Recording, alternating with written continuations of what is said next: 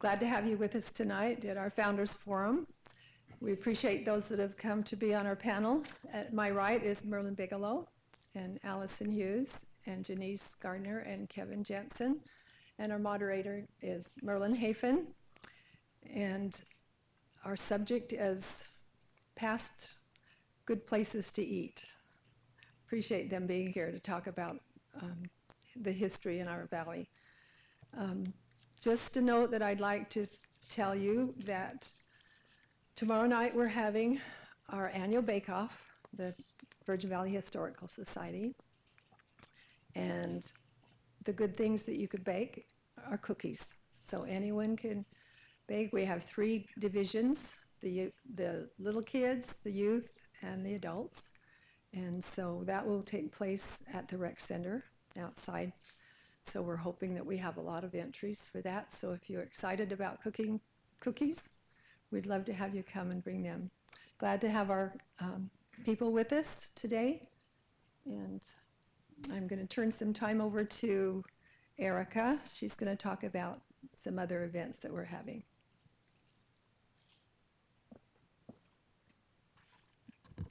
Hi folks, and for those of you joining us at home, it's great to have you with us. My name's Erica Marler. I'm the coordinator at the Virgin Valley Heritage Museum.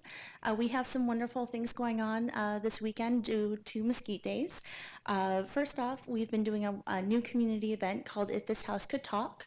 We've been inviting community members to write out a memory that they have of a building here in town, and then over the next couple of days till the 7th of May, those signs will be up around town. We also have a Google map showing all those different pictures and bringing up all those wonderful memories for those that want to access. And that can be, you can get to that through the museum's Facebook page, which is www.facebook.com, Mesquite NV Museum. Another wonderful thing that we have going on at the moment is we have our display that goes up, and we have those that happen every month. The one currently is called Celebrating Mesquite's Heritage, yesterday, today, and tomorrow.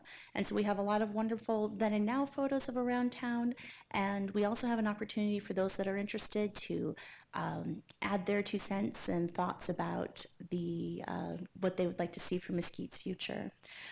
Then 2 other very wonderful things happening. The cotton has started to grow in the back garden in the museum. We attempted to grow cotton, and it's working. Also, in wonderful news, we had a Boy Scout complete his Eagle Scout project in the firehouse. Jeremy Vogel and his family and the Boy Scouts locally in town did a lot of really wonderful work to get the display up and ready, and it's now open for the community to enjoy. And thanks to the speakers for letting me stare at them.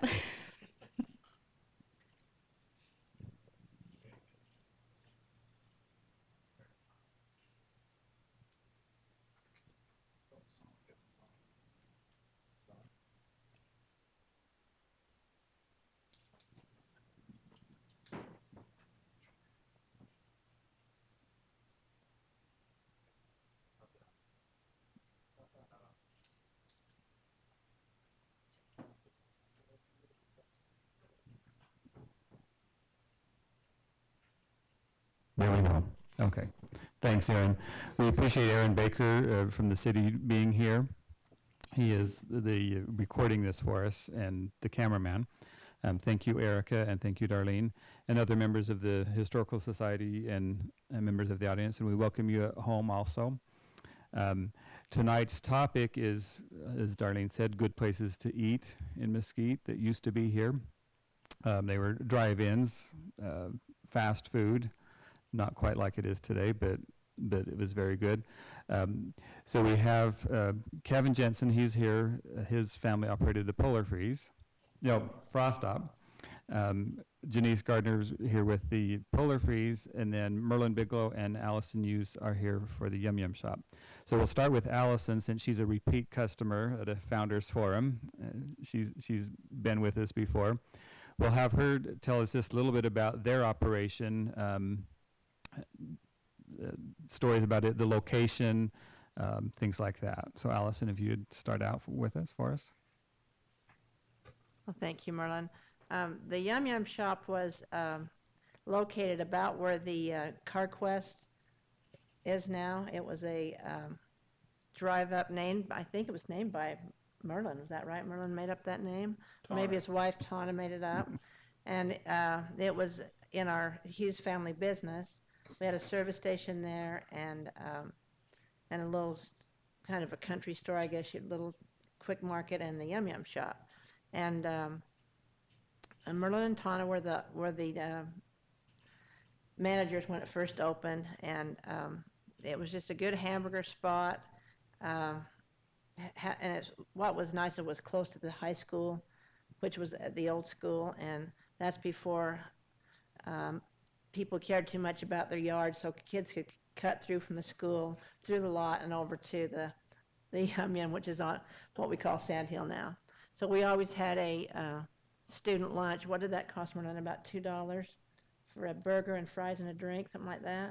I think it was about $1.90, and Pretty close. somewhere around in there. They never did even it out. Always had an odd cent.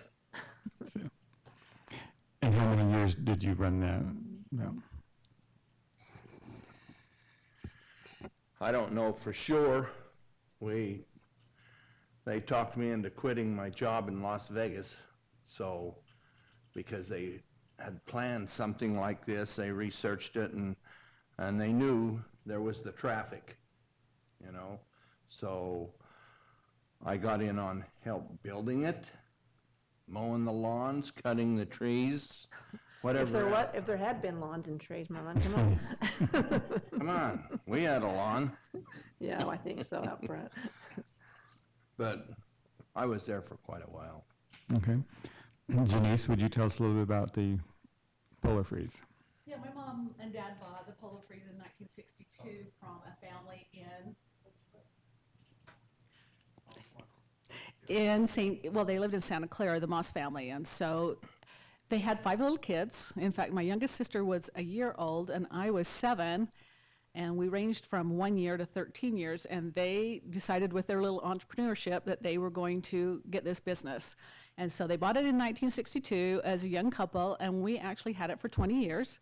It was right in the middle of town, and so when I tell people, I said, do you remember the Polar Freeze? Everyone remembered the Polar Freeze. It was in the middle of town, it was right across from the church, and our main attraction was Harley's Garage, because everyone would come over that Mormon Mesa. They didn't have engines that cooled and air conditioning, and they would eventually get pulled or towed in to Harley's Garage, and they would end up at the Polar Freeze because we had the big canopy, we had a swing set outside. It was, they called it the oasis in the desert because they were there. And I remember way back when we closed during the winter months because Mesquite basically closed down during the winter months back then. Everything, JL stayed open, but the rest of us, we would close during the winter months, and then we would be open during the summer months. And so we had the business until 1982. So for 20 years, we had it. We have lots of fun memories, lots of great stories. One of the best ones, we invented our own intercom system in the Polar Freeze, because eventually we moved as a family underneath the Polar Freeze, and we lived under there for quite a few years. And so if they would pound on the vent, because that was our air conditioning from the roof down to the Polar Freeze, down to the basement. So you just kick on the vent and yell downstairs, and that was our intercom system.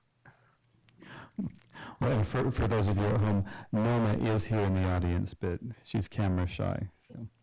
Picture Noma and Alton when they first bought the Polar Freeze. And Janece is in big trouble for that picture. I am. Okay, Kevin, would you like to tell us a little bit about the Frost Stop? The Frost Spot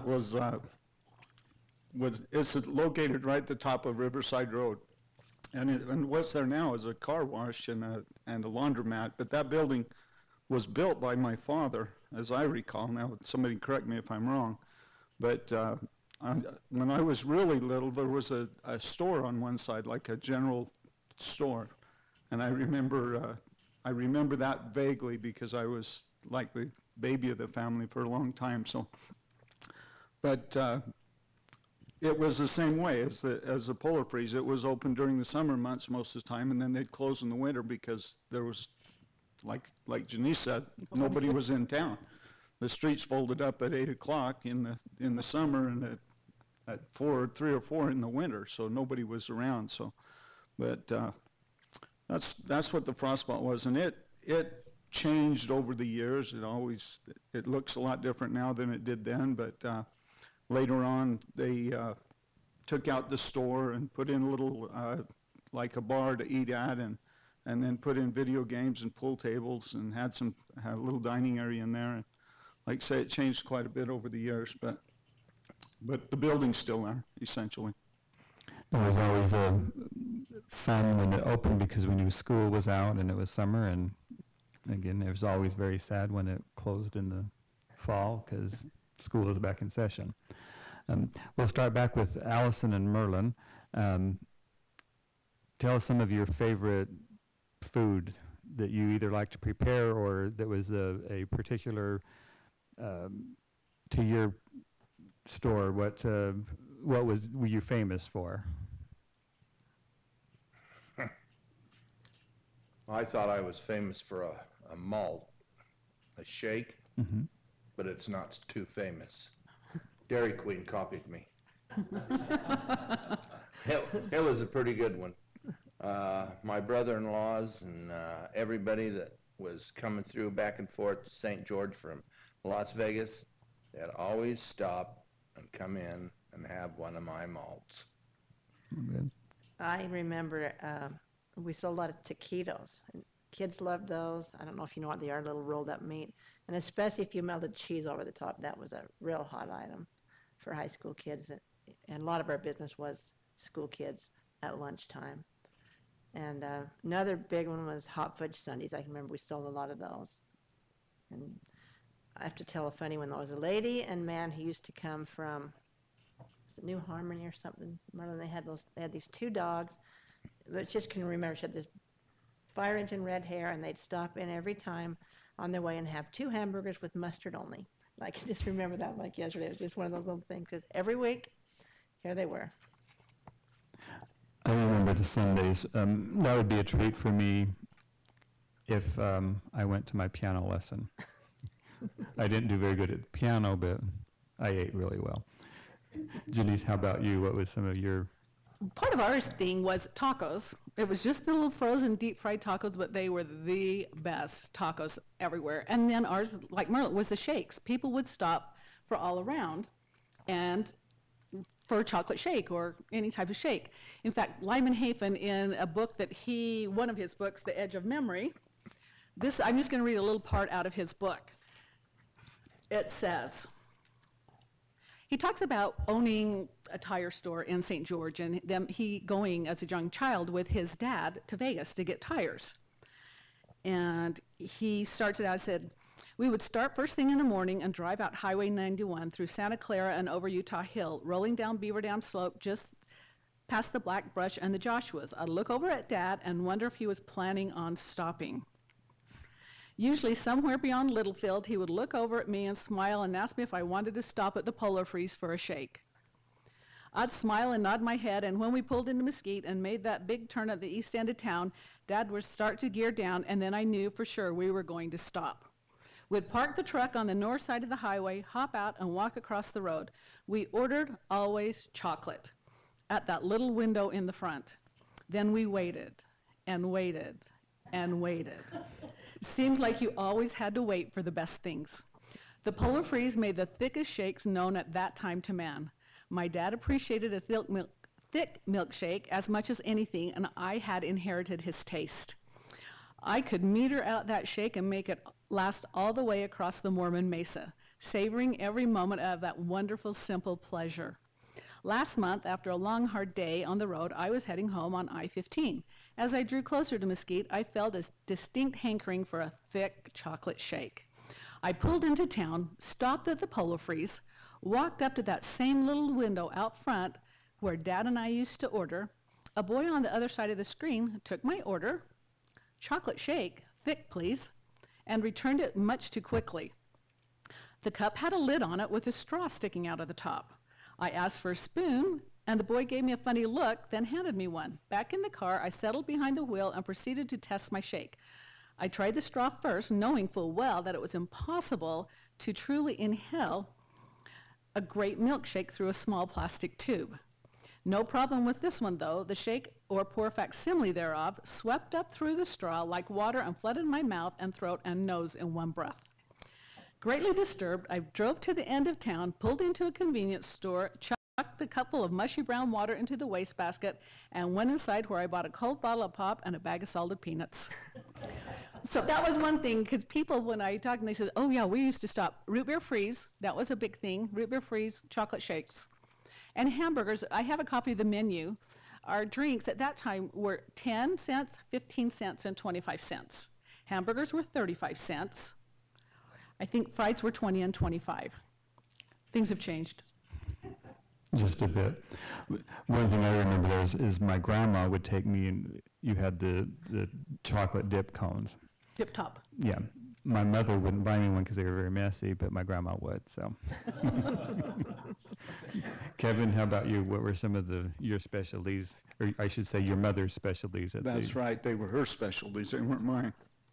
My specialties were eating that ice cream, because you have to remember, we were only open in the summer, and it's Mesquite, Nevada. It does get just a little bit warm here, but we had a little ice cream machine that my dad would work on constantly. It was old, I think, when he got it. I don't know where he got it. Most everything came from Las Vegas at a supply store, but it wasn't brand new shiny stuff when we got it. But had an old ice cream machine, just had one churn in it, and Dad was constantly working on it. But it was the best ice cream in the world, I think. It was when I was a kid, I know that. And as a kid, I can remember having a never-ending ice cream cone, because I could go over and fill up my own cone, and until the cone got so mushy you couldn't eat it anymore, and then you'd have to eat the cone. But then the other thing I remember distinctly was my mom made a tartar sauce that she used with her fish and chips, and I always had it on my hamburgers. I'd have a cheeseburger with tartar sauce, lettuce, and tomatoes, and that tartar sauce was the best stuff in the world. And we've made it a time or two for family barbecues, but it's just not the same. Flavor's not there. You guys know how it works. You can't remember. You can't make those memories, no matter how hard you try. But mom always did her own hamburger. You didn't buy patties. She always pattied her own hamburger. She made her own tartar sauce. My mom for a long time, did all of the cooking. She'd stay in the back and cook. If you know my mom, she doesn't want to be out in public, so she'd just stay in the back. She'd cook for the whole shift, from when it opened until it closed a lot of times. But the hamburgers and the ice cream, that was great stuff. Yes, and for Arlene is not here, I think she was too afraid that she might get on the camera. And actually, while we're on that, Valerie was going to be here too, but unfortunately she had some illness. And Valerie, if you're at home, we love you and we miss you and wish you well, and thanks for all you do for the Historical Society. Okay, Kevin, back to you. You talked about supplies. Where did your supplies come from? You know what, I don't know where Mom got the stuff but it was always fresh. They didn't get, it wasn't like, the hamburger was fresh, and she mixed it. She mixed it with, she actually put some breadcrumbs in it so it'd be more moist. I don't know if you guys did that, and it helped it stick together too. Frozen. But that's the way she did it, and it was, I really don't know where she got her supplies. I was just little. I was a punk. Janece, what about you? One thing that I remember, this is way back when it first started, that we peeled the potatoes, and when we inherited or bought the Polar Freeze, they had a fry maker, and we'd have to sit and peel those potatoes and do those French fries.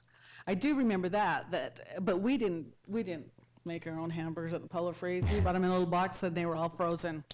And if you forgot to bring, my mother says she disagrees. Apparently we did at one point have real hamburger. But when I remember, we had that, and if we forgot to take them out of the freezer, eek. It was bad. Alison and Merlin, do you want to talk about where you got some of your supplies? And we used to get it out of St. George. I can't remember the name of the place. Cisco, one of them was Cisco. Lewis Meats. We got the Lewis Meats. probably got the Burger Well, King. and then there was the produce company. that Rocky told- Mountain. Rocky Mountain. Rocky Rocky Mountain. Mountain, yeah. That's probably who where used we to got bring ours most too. of ours. Yeah. And I got to shoot in the bow with them all the time, you know, because I had to tell them lies. And we made up a concoction, we called it the Yum Yum hamburger. It was a quarter pounder, and we made our own sauce. And we used to have people stopping that was coming through from Vegas, going back up St. George or going fishing or something, and they'd bring in their quart bottles or whatever, and they would buy our sauce. I even seen somebody drink it, you know, but it's,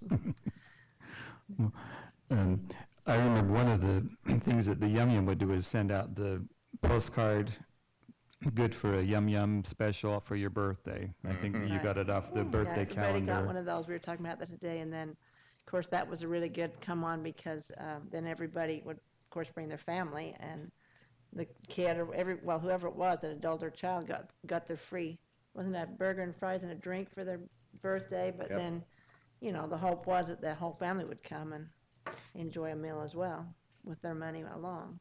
And I'd like to say one thing is the Polar Freeze and the Frost Spot were both much older, I guess you'd say. It got going a lot earlier in the history of the town than the Yum Yum shop. So we always had pre-prepared food rather than making our own burger or anything like that.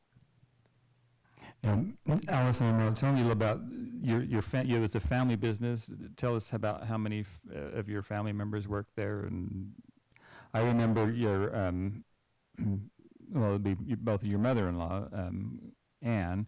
She's a school teacher, and I know after she retired, she worked there, and I think some in the summer, so it was always fun to go see her when she was working at the Yum Yum. She'd always give you a little extra. Because she'd been your teacher. Yes. Right. Well, at first it was Merlyn and Tana pretty much running it. And then later on, I had a manager job for a little while. And I can remember Jean Carter was always happy when I got back to pick up my kids because a lot of time it was a long shift. Then after that, Angie Hughes, this is mine and Merlyn's sister-in-law, had it for a little while. And then, is that when I went down on this, Merlyn, about after that? I think so. And there was a big sign, I think it's still in St. George at some car lot that was kind of a triangular shaped sign, and that was kind of a big come on. It said Yum Yum Shop, and I think it had a big ice cream cone on it, something like that, Merlyn. And it was we liked the decorations, we thought it was cute. I had a black, but the one bad part is I had a black tile floor. That's not really the best thing when there's a lot of kids and even older people wandering in and out there. You were doing a lot of floor cleaning through the time. Yes, I remember that. I had an orange freeze, passing it between one of the brothers, and it fell right there in the middle. And I think it was Leanne who was on the job then. Right. It was And she cleaned it up family for us. members working. A lot of, we had teenagers working there, but it seems like always somebody in the family was in a management position. Now, Janece, somebody asked me today, said, no, was it back then when they had the roller skates? Now, you never had roller skates at the Polar. No, we weren't quite that talented. But we all worked there. All of us kids at one time or another worked at the Polar Freeze. There was only one year that I got mad at my dad, so I went and worked for Jim Pultzfer at the Western Village because he made me mad one year. So, but other than that, we all worked. We started out young picking up papers. That was before littering was a big, and everyone threw down everything. Didn't matter what, where, when. It just went on the ground. And so that was our jobs. We had to go out at night and pick up all the trash and clean the bathrooms. So we started out young doing that, and then we advanced as we got older. And back then, we could work at 14. So then we could do that at 14, then we could go in and start. And of course, I'm sure Daryl and Merrill, my two brothers, probably started cooking before that, before they were that age. But that's where I got my love for Diet Pepsi, was at the Polar Freeze. So I just blame it on to genetics and inheritance and all of that. I can justify it, but it was the best of times. It was. Mesquite was the best of times back then when it was small, and we had that, and everyone would come and hang out. We had slot machines there for a while, until we found out there was an ordinance and it was too close to the church. So we traded the slot machines for the pinball machines. We didn't ever have a pool table like the Frostpop, but we had pinball machines, and we had a jukebox, and Dad wired it so the speakers could go outside. So they'd come and drop their quarter and pick their 3 songs, and we would all go outside under that canopy and just listen, and we were mesmerized. It was just a place in time. Kevin, how about you and your family? You didn't spend much time there, you say, working? No, I didn't. I was too young. Well, that's the excuse I'll use anyway. But I didn't work there. I didn't ever cook, and I didn't ever wait. But I think that Alton and Noma, Nephi and Orlean kind of got together and plotted against their kids a little bit, because it was the same thing. We went out at night. We had to be there when it was closing time, and rake we had chat under the awning for a long time, and we had to rake the chat and spray it down and clean up all the trash and wash the tables off, and that's kind of what I did when I was a kid, was that. And I know that Bruce cooked and Valerie waited, and I don't know if she cooked, but she used to wait tables. And at one time we even had a car hop, and I can vaguely remember it because I remember seeing the trays after they'd done it, that they'd do a car hop thing where they'd take the trays out and hang them on your door, And but yeah, it was a family-run business. It's the same way. There were teenage girls that worked there in the summer, and and waited and made the milkshakes and served the drinks and took the orders and those kind of things. And it was a hangout, just kind of like the Polar Priest, that people would come and play pool and hang out, and there was always somebody there, and there's always the jukebox was always going, and a bunch of kids, and just a lot of fun. Yeah, also on your family, though, I remember your Grandpa Thurston was either visiting your mom, or did she have him running errands too? No, I think he'd come and visit. He didn't.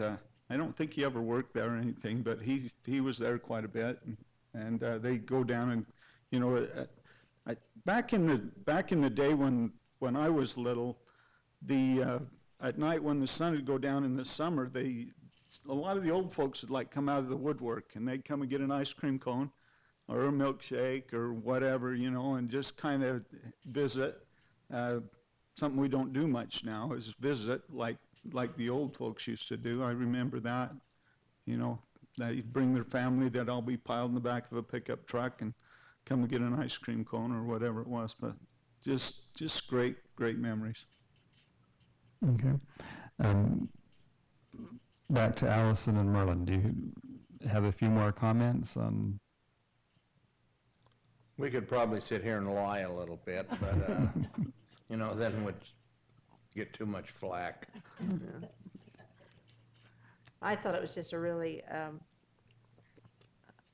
almost a fun thing for us just to run that little business, and of course we had Merlyn taught his kids, and my sister came to work for a summer or two, and it was something that was a real special opportunity, I think, for our family to it almost brought us closer together, if that makes sense, because everybody was interested in the business and wanted it to go well for us. And we had those other businesses next door, the store and then the Shell station, and so it all kind of worked together, and it was really a nice time for our family. We used to hire all the cheerleaders. That'd keep the boys around, And then the mothers and dads would chase them down, and so we'd get somebody coming in. But we used to have a hamburger, was called a Yum Yum burger. That's right. And everybody got that sauce, dipped it in there. They dipped their fries, onion ring.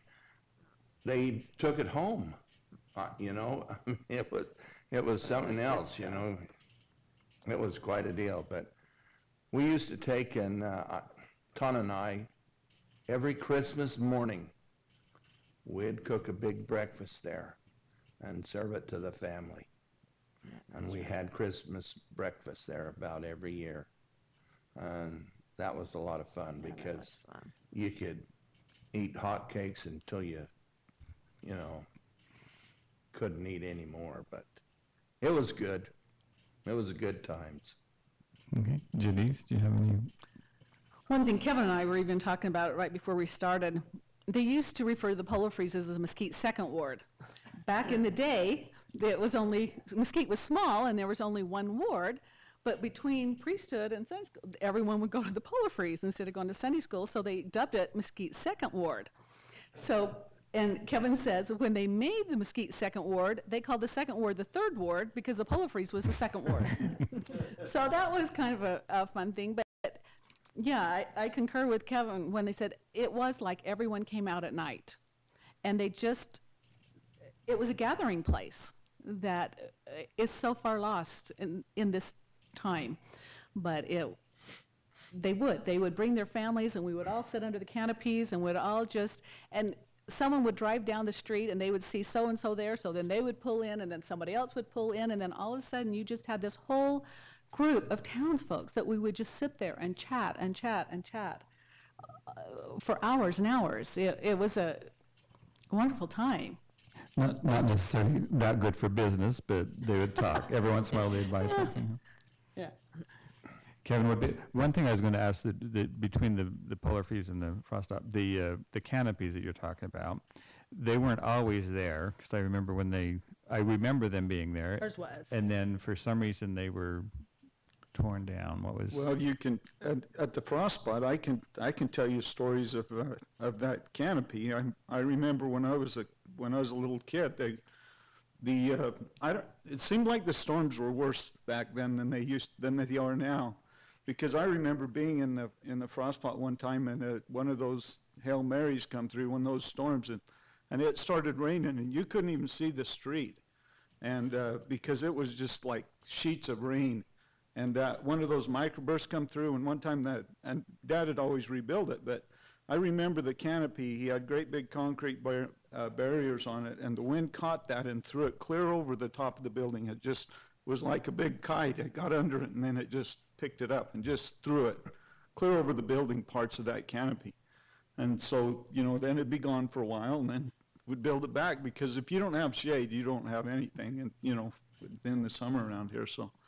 But yeah, there was a canopy on the side between where the car wash is now and the building, and then there was a canopy all the way across the front.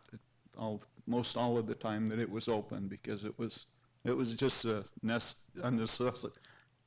necessity. You had to have shade.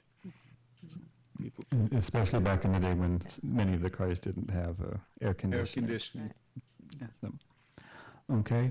Do we have the roving mic tonight, Aaron? We don't. We can ask questions, the audience. You can speak up or come up and be seen if you'd like. Geraldine has some questions, I know. Well, I just have a comment. I never got to work there. I had a sister who worked at Polar Freeze, but that was a coup to get a job at the Polar Freeze, because during the summer when they were open, we were all out of school, and so to get jobs in these places was just great. Something else, and when the because I'm so old, it's the Polar Freeze that I remember, and I live so close. It was just a short bike ride to get a foot-long hot dog.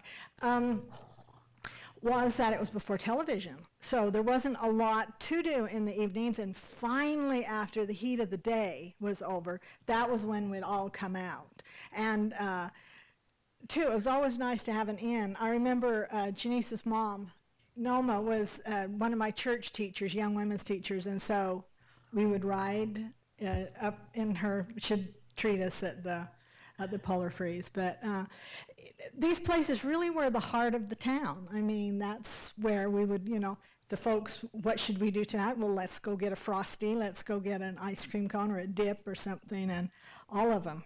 They were great, yep.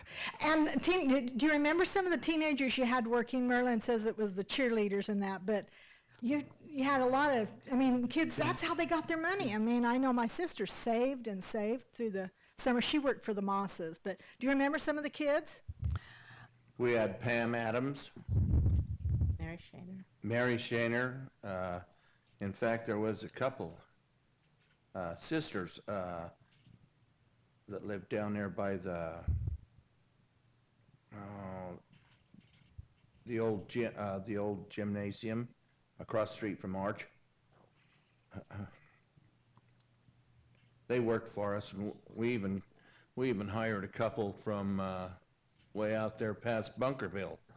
The Bundys. We had a couple Bundy girls in there that worked for us.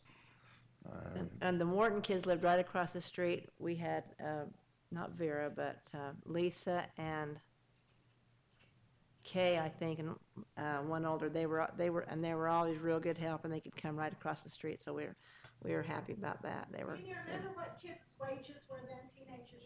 What they? $1.25. Yeah, I think it was about that much.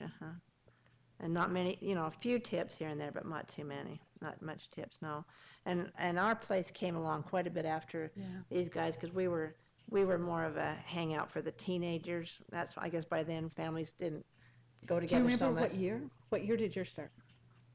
Merlin. I don't remember exact Let's year. see. I think In the 60s sometime, wasn't it? No. No? it was in the 70s before you opened, wasn't it? That was before I was born. Yeah, because right Well, about. well, it's after I was Late born, so 60s, that's early why. 70s. Yeah, 'cause, Oh, get our names confused. right, 'cause our boy, remember him, would walk through the block and when I was a teacher, and after kindergarten, he'd walk over there and meet his dad. So that was, and have lunch with him. So that was a big hot thing with our boy Clint that has moved on to another realm, happier place. Janece, did your folks pay you? Absolutely. You're kidding. Yeah, we all got paid. We all, I remember the time sheet we had our little time sheet, and we would have to do the whole days off. One thing I do remember that was the funnest part of the Polo Freeze is we had a green sack. And the green sack was all of the extra ones and change. After Dad counted the till and he put the money where it was all supposed to be, then a few ones and change got put in this green sack that was always under their bed. So whenever you needed money, they would just go say, get it out of the sack. It was the best thing ever. I just thought it was just an infinite. It just created money. But we had, like, Joy Knoll worked at the Polo Freeze. Like I say, it was back in the 60s and 70s. My sister Emmeline, of course, and my sister Doreen, we all went through our times, different times where we thought we were the manager. Yeah, we all got to be in charge of being the boss. What about the cleanup? I know how your mother is.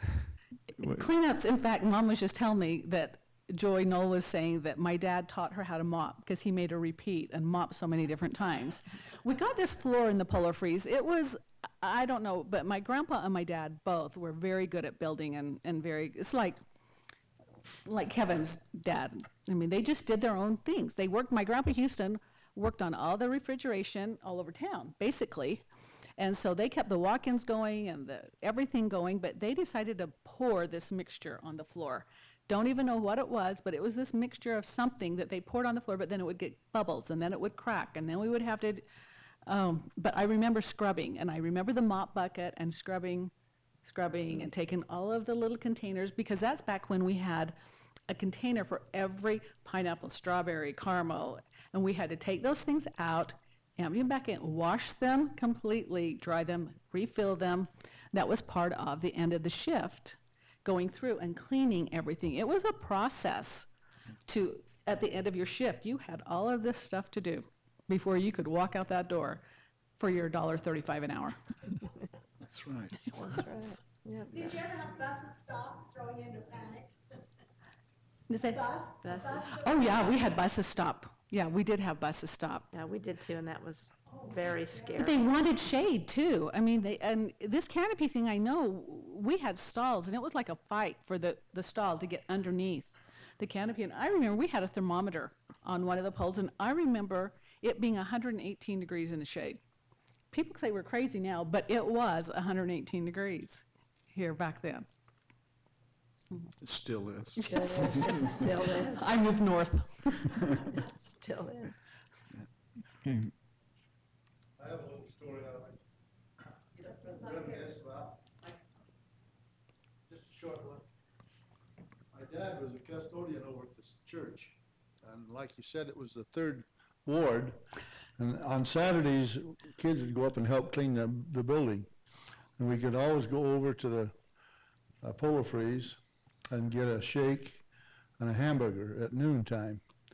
And I went over, and your grandmother, Dora, had just started working. And I bought my milkshake and a hamburger, and I opened the hamburger up, and there was no patty in there. And so I took it back, and I said, Dora, you forgot the hamburger. And so when she brought it back, she had put 2 patties on it.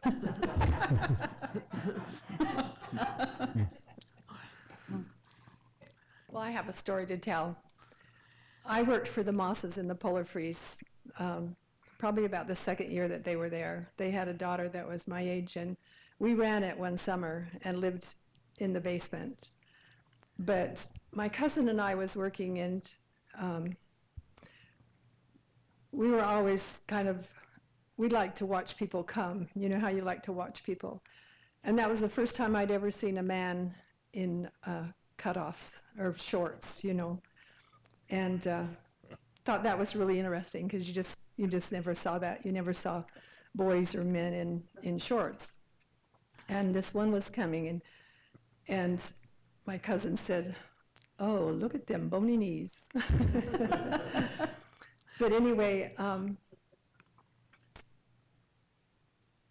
it was fun working at the Polar Freeze because we were able to see, but it was amazing to watch people come across the desert, and they'd have wet towels wrapped around the neck trying to keep cool. And when I tell my kids now about what the very first car air conditioner looked like, they just are amazed, because it used to be on the window, and you'd put water in it, and then the air would go through it.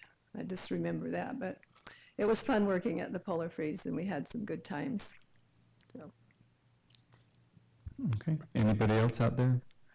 Norma, do you have anything to say? Just checking. Okay, well, one last story. I was telling my dad that what we were doing, and he says he remembers one time stopping over at he was on the swather, and he saw Kevin there with his mother. And I don't know if Kevin was working or if he was just being babysat. So he said, well, why don't you come with me? And so he went with him on the tractor, which I know Kevin and machinery and tractors and stuff, that's right up his alley. So he was there for a while and with my dad, and then he took him home or took him back to his mother, and he said that Brian sure is a nice guy. So I don't know if he saved you from working or if you were just bored. But either way, he was a nice guy. Well, good. We really appreciate you being here. For those of you at home, just want to make a plug in. This is the history of Mesquite, but I'm sure some of you listening had your own little hangouts in your towns, and maybe you owned one. Please write it down, and Erica at the museum would be happy to show you some hints and help. Which Erica? And just get a notebook out and start them, because I always hear stories of yes, I remember that. So hope you at home had a good time like we did here. Merlin, we'll probably have to have him back, because at one point he restored the old Jews motel over here on the corner of Sandhill and Mesquite Boulevard. So we might do another a historical building episode. And the haunted house, you mean? Yeah, that one.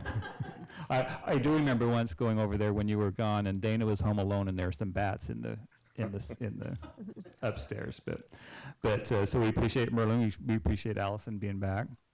When I called Janece, she said it might conflict with the Pine Valley irrigation meeting, and one thing you don't miss is an irrigation meeting.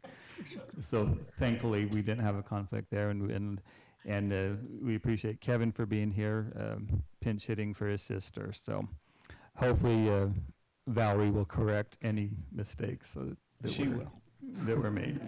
So with that, again, remember the event tomorrow and the other things going on for Mesquite Days, and we appreciate that we were able to hold this during Mesquite Days. It's a great place to live, and we're very happy to be here. So have a good evening.